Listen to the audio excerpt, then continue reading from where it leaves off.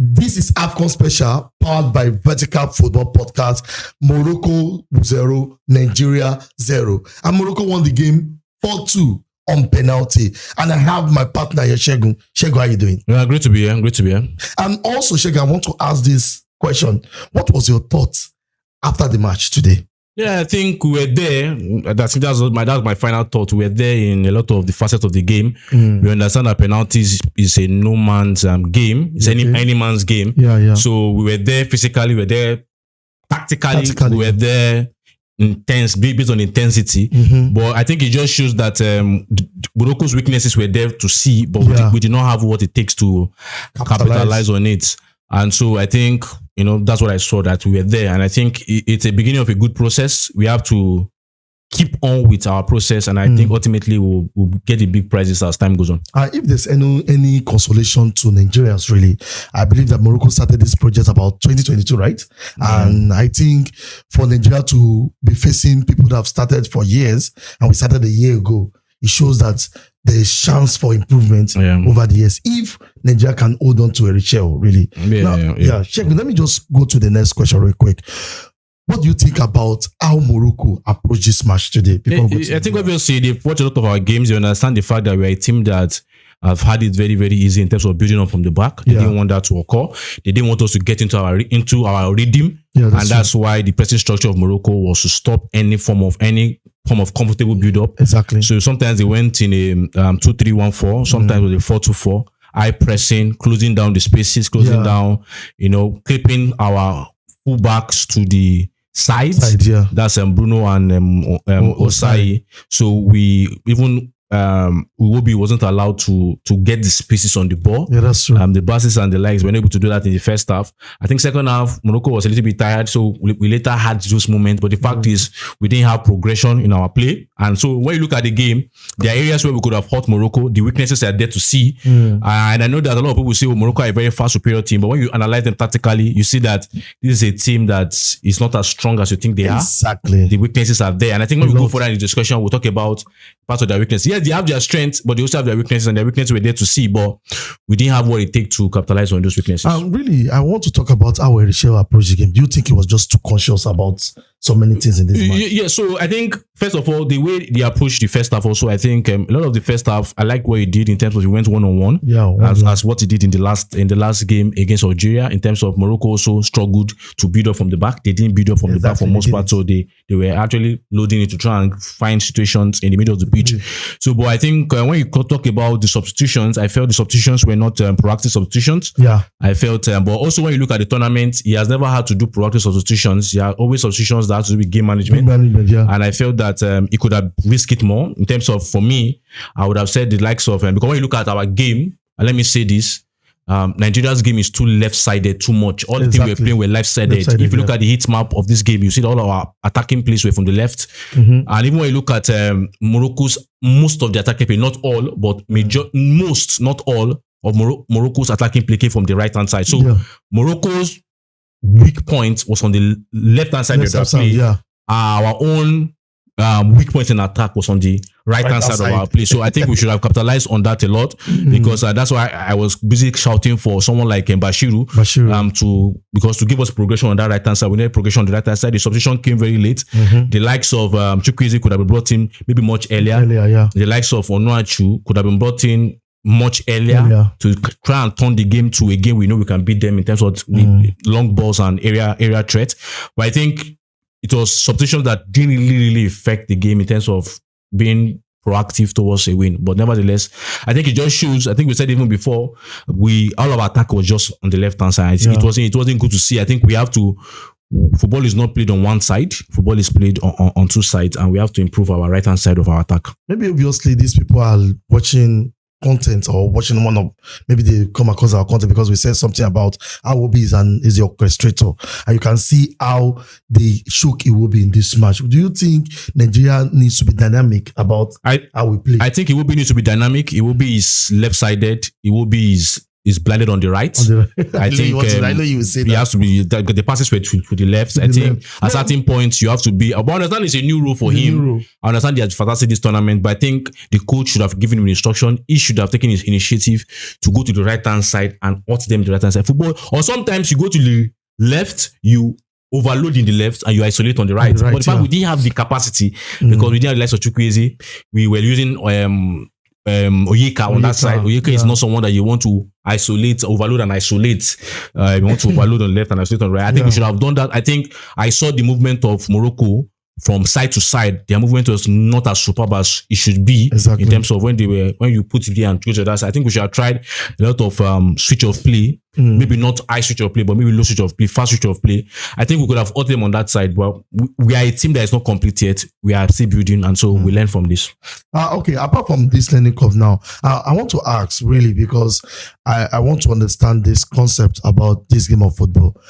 Erichel had every opportunity to actually change this match really, and we can see that Onyedika in this match was off. Maybe towards the end of the first half.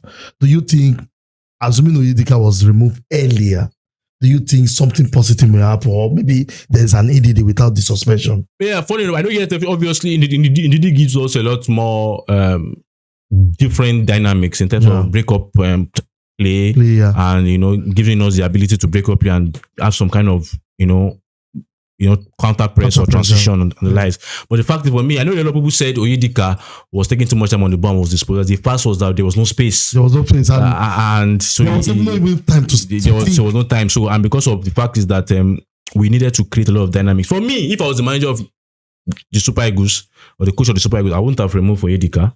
In fact, it was on the yellow. I understand the fact, but the fact is, I didn't get the feeling that I was going to get a red. I think I would have left him for much longer. I think for me, I would have removed Onyeka.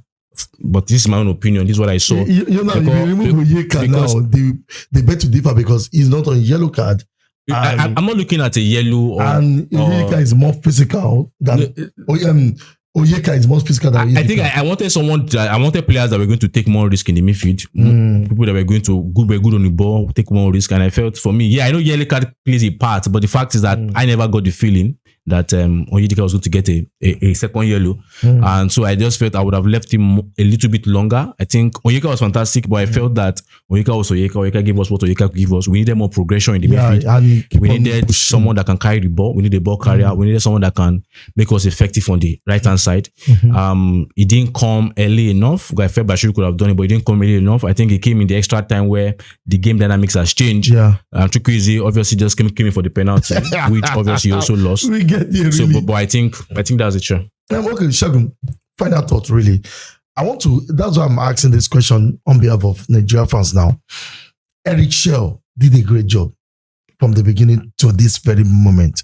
Do you think Erichel should move forward as Nigerian manager, or we should just look for someone better? Obviously, I think you have seen the signs. I think we just, it's not a, I hope the people that are making decisions are football inclined. I know that a lot of them are football inclined, but I hope they use their football minds to make the judgment. I think fantastic coach, in my opinion, but it's not a fantastic team yet, but we can get there. We need a lot of different dynamics in our play in terms of, especially on the right-hand side. So, but I feel that we can get better. There's someone watching the game with me, though the person's female.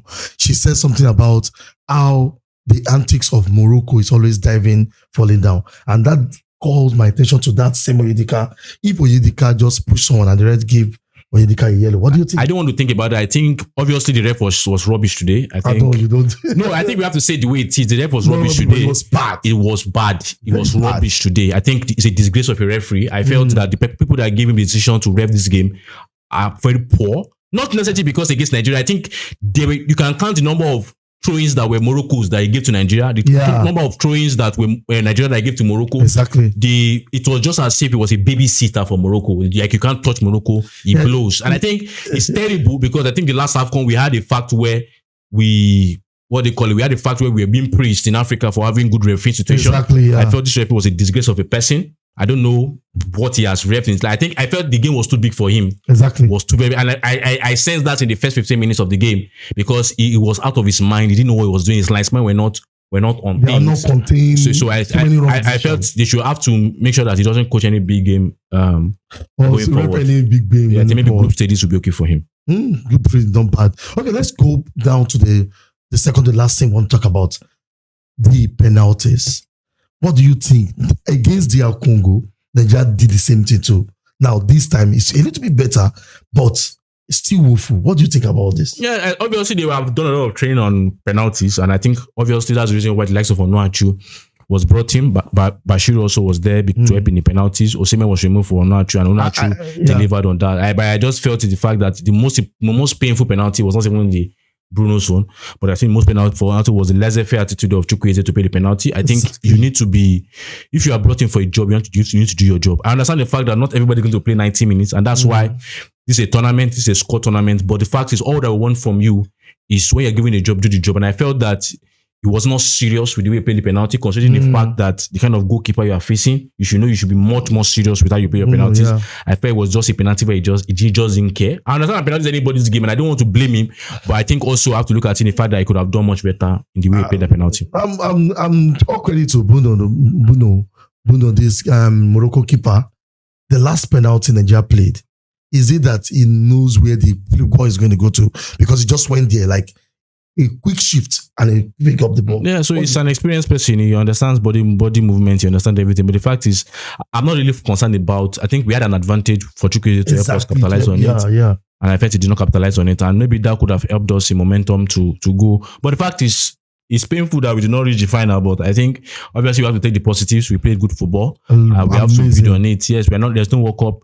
There is no AFCON trophy. But the fact is, this team is a team in process, and I think a lot of Nigerians will be proud with the team. We should be proud. Finally, I want to ask, why is it that every match, I know it will be, I said it will be, I know Osimhen is injured, maybe he has a knock really, but before any penalty is being taken out, is it that he's bad in penalty or what? I think everybody knows Osimhen is bad in penalties. It's not and it doesn't mean he's a bad player. So I think he also understands the fact that he's not good in penalties, and that's why there was no fuss about it. And it's not about maybe it's a decision that was taken in the past. They would have had every training session, they have some minutes dedicated to penalties. So if he's not scoring the penalties and he's not among the first top guys to play the penalties, he understands that the coach could have removed a defender.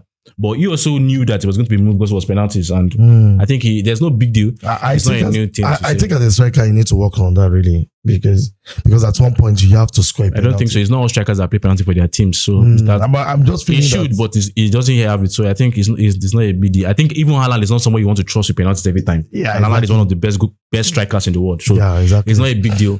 I think you know your strength, work on your strength, develop your strength, and I think he has a lot of strength. A penalty is not. It's not. So Shegun, what's the way forward? Way forward is let's continue the process. Way forward is we will do a content about what we learned in this AFCON. Yeah. Tactically, what we should improve upon. I think there are a lot of positives. We've gotten a new dynamics to our play. Yes, but we still have to build more. We still have to get better. I think we still need a midfield partner. We need a second. A different kind of Iwobi in our team. Exactly. Iwobi is a deep line midfielder. We need a ball progressor in our team. I think we need to do those scouting. So we'll discuss a lot of things. I think after this AFCON, I'm looking at the fact that there were a lot of positives. And I think lots of positives. We'll take it like that.